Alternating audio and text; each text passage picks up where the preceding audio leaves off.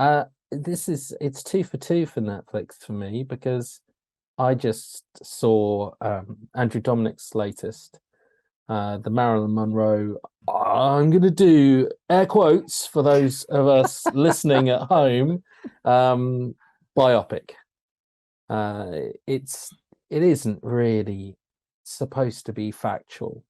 This is a very stylized production, which I have no problem whatsoever with it being a flavor for a tortured soul who died tragically young at a stage of sort of superstardom, where she was this massive symbol. And I don't have a problem with them going into it and them explaining this backstory and them painting it in a very poetic way and giving you a flavor for mental illness, abuse at the hands of people in Hollywood, which is very topical, and at the hands of politicians, probably pretty topical as well, and feeling trapped and manipulated by circumstance, and then exploited by her looks and limited by her looks and never taken seriously as an actress, and in a world of pain with every husband for a myriad different reasons that often involve things going wrong in childbirth, which is its own horrific tragedy. I mean, it's a painful journey looking at Marilyn Monroe. And I'm not a textbook on Monroe's life. But I also think that there are huge gray areas, which when someone dies this tragically young, no one could fill in, because the person who could fill them in wasn't around long enough to be able to talk about them. It's 166 minutes of slowly circling the drain. It's tough. It's exquisitely shot. It's a proper mood piece, Malick style mood piece. And I'm not talking Malick when he disappears up his own ass and song to song, or just does nonsense for nonsense sake, which is kind of his current MO. I'm talking back in the days of doing Thin Red Line, or I got a lot of time for Tree of Life, but back in his earlier days, when he found some meaning in mood and atmosphere, and that's what Dominik goes for in a lot of this. I mean, one of my favorite shots in the movie is he does this creepy kind of Aphex Twin effect on all the press.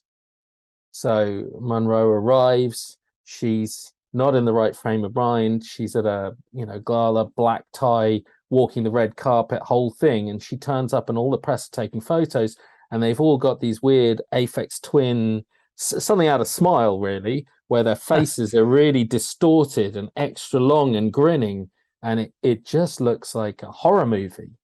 And obviously she has to just smile and have her photo taken and act like everything is normal, but it gives you a real sense of the cracks inside her brain and the pressure that she's going through. Ana de Armas, I think she's fantastic in it. I do feel like she's been pilloried. Yeah, she's been stuck with a whole bunch of glorified cameos over the years where people have gone, hey, she's great. Yeah. Give her something to do.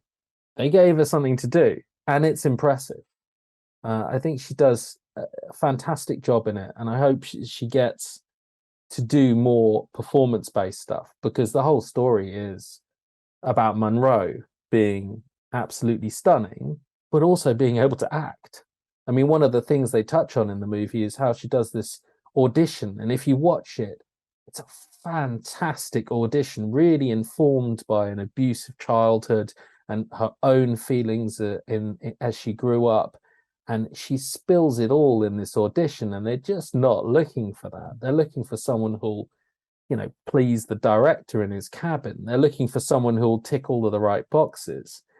and you do feel like she could have, she could have done some decent work that didn't demand a pretty face. So I hope that Anna gets her own in that regard. It's on Netflix. It's predominantly black and white.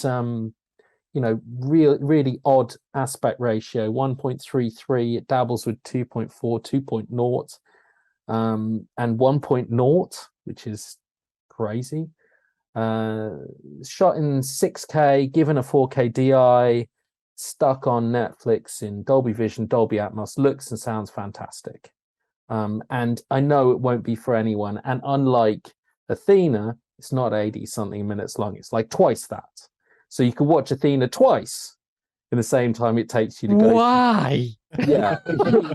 Because honestly, it's a depressing watch, but heartbreakingly so. This is a film which, by the end of it, it takes you to a place where you can almost see why she ended up where she ended up, which is an not inconsiderable task for a movie to do. So that it takes 166 minutes to get her from childhood to where she ended, and make you at the end feel, sad, but strangely like this bit is complete, and thank God there's no more torture in store for her. That it does this is an achievement, so it is worth dedicating some time to when you get 6 hours of your life to be able to go into it and then have the extra room at the end to cry. It's an interesting one, because I don't know how to get into the right mood to watch it. There's sort of no avoiding the criticisms that are coming out against it. I don't know whether to call it controversy. It's not really a controversy. It's only the same controversy that the book that it's based on had when it came out, which is essentially that it is the story of a starlet who has a horrendous career full of misfortune and misery, who happens to be called Marilyn Monroe, and that is as much that is the relationship between the film and real life, and the book and real life. It doesn't matter. Okay. It doesn't. The reason why it doesn't matter is because you know how she began and how she ended. The bit in between is like a mood piece that's designed to help you navigate that journey, because it's a very definite journey from beginning to ending. And that as I say, it takes you all the way through the highs and the lows, and there are a lot more lows than highs, but it takes you through both sides and gets you to that ending feeling like it was a natural conclusion, is an achievement, which I think a film which did it by the numbers might not necessarily accomplish. Yeah. Because it's hard to do that. It's hard to take the sheer facts of it and get you there. I think directors have tried Monroe before plenty of times. I think that's it. That's the difficulty, isn't it? Really, is the line between what's the responsibility to tell the truth and what's the responsibility to convey an emotion. And I think, but I'm okay with that. It's a mood piece. It's the guy who did Assassination of Jesse James by the Coward, Robert Ford. I don't think he's going for documentaries. Yeah. But that doesn't mean he can't hit the mood and hit the vibe, and he does it every time as well. Like I'm a bit of a defender of Killing Them Softly. I think I consider that to be an underrated movie. But the weaving in of real events and news footage and things into what's happening in the story is one of the things I really like about that movie. I'm looking for. I am going to find time to sit down and watch it, and I'm looking forward to doing so. I just need to work out what sort of headspace to be in to get to it. I was going to say, after that, both of you need. I prescribe both of you Hocus Pocus too. No, come on. I know where you're going. It's what you need right now. Trust me. You'll thank me. No, I won't.